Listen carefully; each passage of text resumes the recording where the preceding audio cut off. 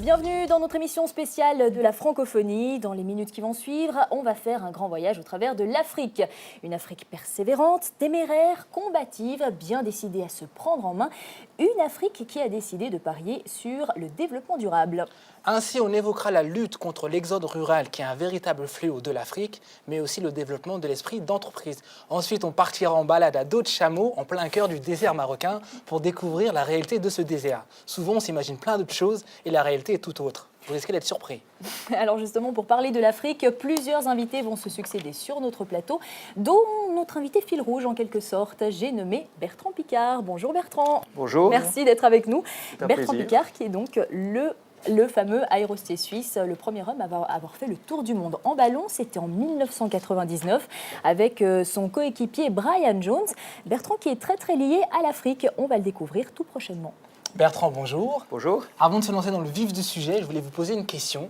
Est-ce que vous connaissez le covoiturage à l'africaine? Alors j'en ai vu souvent pendant mes différents voyages en Afrique. Mais est-ce que vous avez déjà vu ce type-là? Et je sais qu'il vaut mieux être le dernier à monter que le premier. Ouais. Vous qui avez beaucoup voyagé, d'où vous vient cette affection pour l'Afrique? En fait, l'Afrique est potentiellement le continent le plus riche du monde qui permettrait le niveau de vie et la qualité de vie la plus haute. Et après des siècles de colonialisme, et maintenant en étant ravagé par la corruption, les guerres tribales, les luttes ethniques, etc., on voit qu'il y a un contraste et en même temps un espoir extraordinaire, mais qu'il faut arriver à faire ce pas. Et c'est ça qui me fascine, c'est comment est-ce qu'on arrive à finalement développer le potentiel qui est latent. D'accord. On en revient à vous, Bertrand Piccard. On parle encore et toujours de gestion. Vous qui avez dû solliciter des sponsors ou trouver des fonds qu'on a vu avec Britain Orbiter en 99 ou encore avec Solar Impulse qui va se faire très bientôt, est-ce que ça a été compliqué d'avoir des fonds?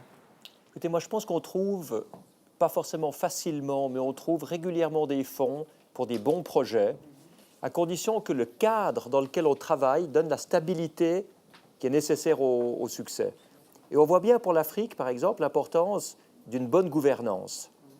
C'est fondamental, non pas seulement d'avoir ces magnifiques programmes ponctuels, de terrain, de proximité, mais également d'avoir un cadre dans lequel les droits de l'homme sont garantis, dans lequel on est dans un climat pacifique, dans lequel on a un état de droit qui permet effectivement des transactions humaines harmonieuses. À partir du moment où ça marche, c'est clair que le succès va venir.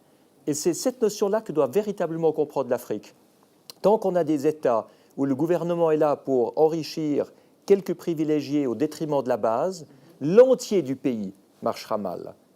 Et on voit bien qu'un pays riche, ce n'est pas celui où il y a quelques riches. Un pays riche, c'est celui dans lequel il y a justement ce tissu économique qui se crée, comme on l'a vu tout à l'heure avec des petites entreprises. Et c'est ça qui permettra, par voie secondaire, d'enrichir aussi les autres. Par conséquent, tout le monde est gagnant, alors que dans le système où malheureusement croupissent beaucoup de gens maintenant dans le monde, tout le monde est perdant.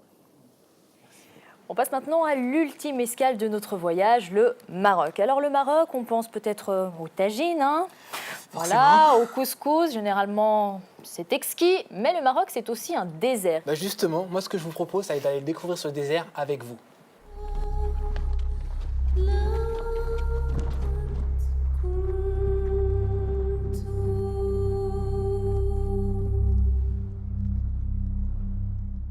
Cet homme qui marche est le docteur Alice Baye. Alice Baye est un brillant physicien qui vit en Europe depuis une trentaine d'années. Mais avant de mener des études et une carrière scientifique, Ali est né et a grandi dans le sud du Maroc, sous une tente, dans la tribu nomade des Baye. Je suis né derrière ces dunes, dans un endroit qui s'appelle Fteg, près du lac d'Iriki, hélas maintenant desséché, d'une famille nomade qui a le croisement de 3 ethnies. 2 ethnies du côté de ma mère, le Gouassem Mergibat, et Sbaï côté mon père.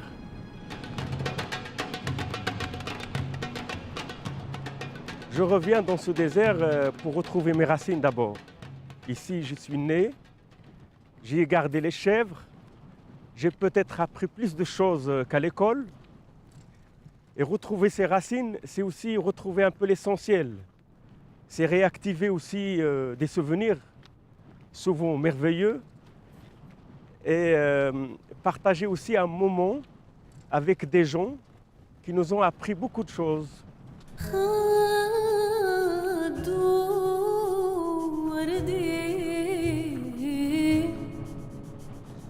Cette plante qui s'appelle sbat ne pousse que dans le sable. Alors le sable joue un rôle de fixateur d'humidité la nuit. Alors dans le désert, ce qui est extraordinaire, chaque terrain a ses plantes. Et celle-là pousse dans le sable. Et les chameaux l'adorent. Elle leur donne aussi un peu d'eau. Ils peuvent se nourrir et boire dans cette plante. Elle symbolise pour moi le miracle de la vie dans le désert.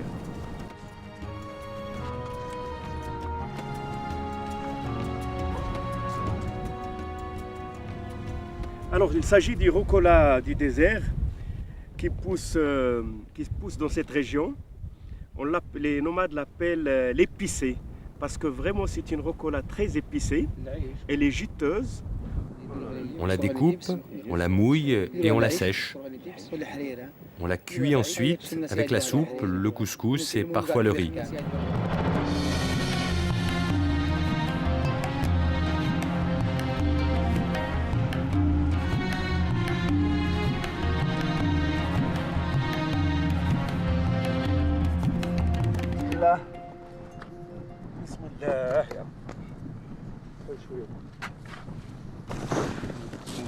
Le rôle du chameau dans le désert est central.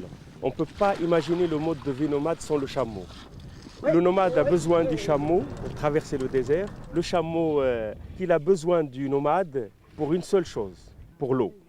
Puisqu'il n'y a pas d'eau en surface, il n'y a que des puits et le chameau là, est incapable de prendre l'eau des puits.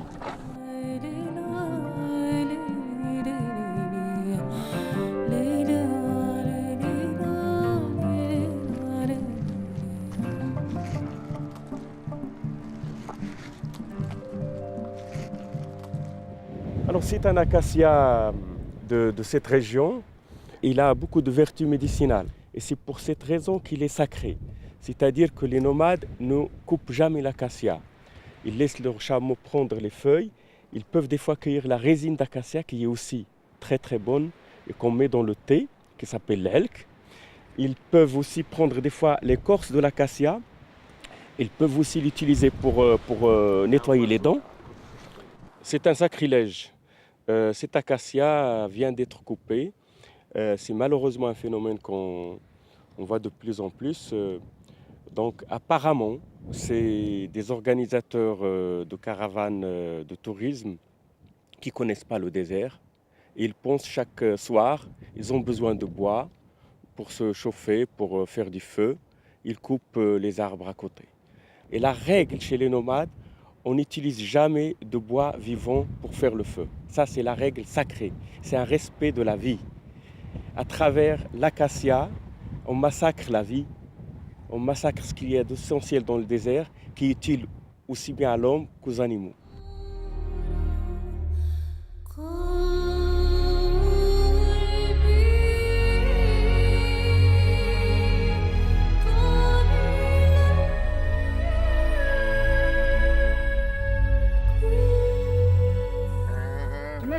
Ici, il y a un peu plus d'herbe et il y a un peu à manger. On va rester quelque temps. Certainement, on va passer l'été. Donc ici, c'est mieux pour le bétail. Oui, ici, c'est mieux. On a 100 têtes de chèvres et 30 à 40 moutons. Mes filles alternent la garde. Hier, c'était Radija. Aujourd'hui, c'est Rkia.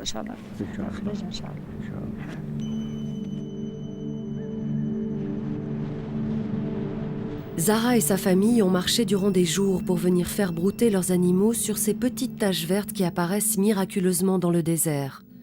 Ces pâturages, rares et éphémères, représentent la seule chance de survie des hommes et des animaux dans le Sahara. C'est de l'or pour les nomades.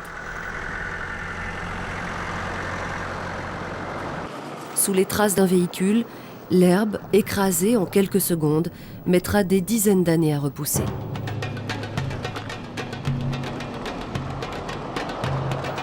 Les nomades disent ce qui vient de Dieu, et c'est un souci de moins pour l'homme. Donc ils ne s'en occupent pas.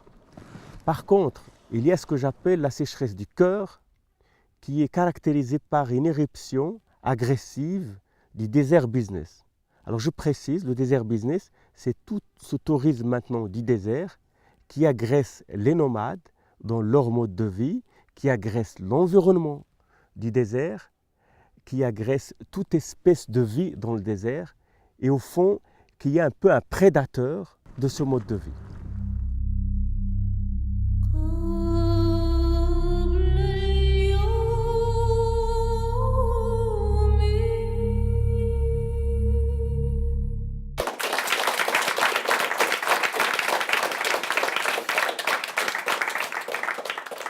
Alice Baye, on vient de vous découvrir militant, même un peu en colère à la limite. Hein. En tout cas, un militantisme que vous regroupez par exemple au sein de votre association Zayla. Et vous avez notamment dans l'idée de créer une sorte de charte du désert. Ça consisterait en quoi? On y trouverait quoi dans cette charte? Tout à fait. Je pense dans ce petit film, on voit les menaces qui pèsent sur le désert. Contrairement à ce qu'on pense souvent, donc c'est des clichés qui perdurent. Le désert, il n'y a rien. Il n'y a pas de vie, il n'y a personne à déranger, donc ça peut être un terrain de défoulement. Et c'est ce qui se transforme, c'est ce qui se passe maintenant malheureusement dans l'Afrique, dans le Sahara notamment, où beaucoup de régions sahariennes sont transformées en terrain de jeu, de défoulement, de rallye, et ce que j'ai appelé le désert business. Alors Zayla, c'est une association locale de nomades de la région de Mohamed El Roslan et qui s'est penché sur ce problème de l'environnement du désert, mais lié vraiment à une activité économique locale. Alors il faut préciser une chose, que dans l'environnement du désert en Afrique, c'est un peu l'environnement oublié dans tout ce qu'on voit maintenant à l'échelle planétaire par rapport à l'environnement. Alors Zayla, avec d'autres associations, Mauritanie ou Mali, on est en train de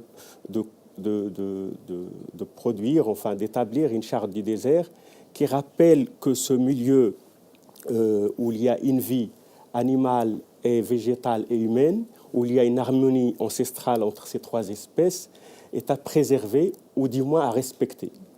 Moi, j'ai ça qui traîne à mes pieds. Hein. C'est pas exactement le panier de la ménagère, je sais pas ce que c'est. C'est quoi? C'est fait en quoi? Ça, c'est un produit type de l'association Zayla. Au fond, il est construit en palme et c'est intéressant au niveau de développement durable, justement. Alors, les habitants des palmeraies nettoient les palmiers en enlevant les palmes sèches et au lieu de les jeter ou les brûler, ils en fassent des produits pratiques et durables et qui permettent aussi un développement économique local. Et ça se faisait à l'époque, mais on a constaté, notamment dans ces palmeraies du sud du Maroc, leur disparition ces dernières années. Et c'est le plastique qui a fait son éruption, le plastique qui est en train de polluer l'Afrique. Et je pense c'est un problème global, mais il faut aussi des réponses locales. Si les pays africains maintenant mettent la politique environnementale dans leurs priorités premières, bien sûr liées au développement économique durable, je crois que beaucoup de conflits qui déchirent l'Afrique paraîtront dérisoires. Et alors, on a parlé de la charte du désert. Est-ce que vous avez une idée par quel autre moyen est-ce qu'on peut rendre sensible un maximum de monde sur le fait qu'il y a de la vie dans le désert? On a constaté d'abord, en faisant une recherche sur les chartes, il y a une charte sur les océans qui est reconnue par l'ONU, il y a une charte sur les mers, sur les montagnes, les glaciers. Il y a des chartes maintenant. Protection de la barrière de corail aussi, absolument, par exemple, en Australie. Mais j'ai épluché partout, il n'y a pas de charte sur le désert. Au contraire, le désert, on dit, voilà, c'est un espace magnifique où on peut se défouler. Alors, c'est pour cela qu'il y a cette multiplicité de rallyes. Alors, Zayla aussi est en train de faire un travail pour répertorier la faune et la flore du désert. Mais il y a beaucoup d'animaux sauvages, parfois invisibles, on voit leurs traces le matin. Et le désert, au fond, était une émanation permanente de la vie. À travers ces espèces aussi, on s'est dit que toutes ces événements qu'on organise au désert piétinent ce milieu. Et là, sans entrer dans un débat philosophique, le désert, c'est là aussi où l'homme s'est toujours purifié. Il s'est pollué ailleurs, il s'est pollué dans les villes, dans la civilisation. Mais le désert, c'est là où l'homme peut, je dirais, sentir l'essentiel et peut-être réfléchir aussi au sens de la civilisation. Nicolas Youtsi, bonjour. Bonjour. Vous avez participé à l'un des circuits respectueux du désert organisé par l'association Zaïla. On voudrait savoir qu'avez-vous appris pendant cette expérience? C'est une diversité incroyable, que ce soit au niveau de la faune, que ce soit au niveau des paysages. Malgré le fait qu'on se déplace à pied, donc relativement lentement, les paysages varient extrêmement souvent. On a le sable, c'est une chose, les dunes, on a des plateaux, on a vraiment des paysages incroyables, une beauté magnifique. Une deuxième chose qui m'a frappé, c'est le style de vie des nomades, des gens avec qui on était. Des gens qui vivent avec très peu de choses, disons l'essentiel pour survivre. Et c'est en même temps des gens qui sont comblés et heureux. Bertrand Piccard, est-ce que vous connaissiez tous ces problèmes relatifs au désert ou vous l'apprenez un peu aujourd'hui? Quand on parle du désert, ce n'est pas que la faune et la flore, c'est aussi le soleil.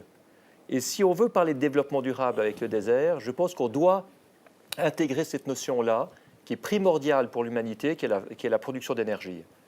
Le désert est une source d'énergie extraordinaire au niveau photovoltaïque, donc production d'électricité par des panneaux solaires, au niveau solaire thermique, où on peut chauffer des liquides avec des panneaux solaires de manière à produire de l'énergie, ce qui permet ensuite de l'irrigation, ce qui permet du développement local et de l'exportation également. Et ça, c'est quelque chose qui doit absolument être développé, parce qu'on a une mine extraordinaire à disposition, et à ce niveau-là, les pays qui les possèdent n'en font rien. On arrive gentiment à la fin de notre émission. On a parlé de différents aspects du développement durable avec des invités au domaine d'activité bien distincts. Pour clôturer cette émission, moi je voudrais qu'on fasse un tour de table et que chacun nous délivre un message pour les jeunes de la francophonie qui nous regardent. La culture d'entreprise, c'est aussi un élément de culture générale, un élément de citoyenneté, un élément de civisme. Moi, je pense qu'il faut réaliser qu'à notre époque, on ne peut pas avoir du succès, être riche ou être heureux tout seul. On ne peut le faire qu'en développant un réseau de relations qui est basé sur le respect, qui est basé sur la confiance, qui est basé sur des valeurs positives, où on essaye d'aider l'autre à se développer pour que tout le monde se développe ensemble. Et je m'adresse aux jeunes, tous les jeunes, et en particulier à cette occasion aux jeunes de la francophonie. L'environnement, ce n'est pas seulement un luxe, c'est une nécessité. La réussite, ça ne se trouve pas dans nos rêves, parce que partout, les réalités restent la même chose. Donc la réussite, pour moi, c'est là où on est. Merci. Eh bien justement, je pense qu'on va terminer avec Sur l'un ces de vos belles paroles. titres. On vous remercie évidemment de nous avoir suivis. On peut retrouver l'émission, sachez-le, sur le www.tv5.org. Encore une fois, merci d'avoir été avec nous.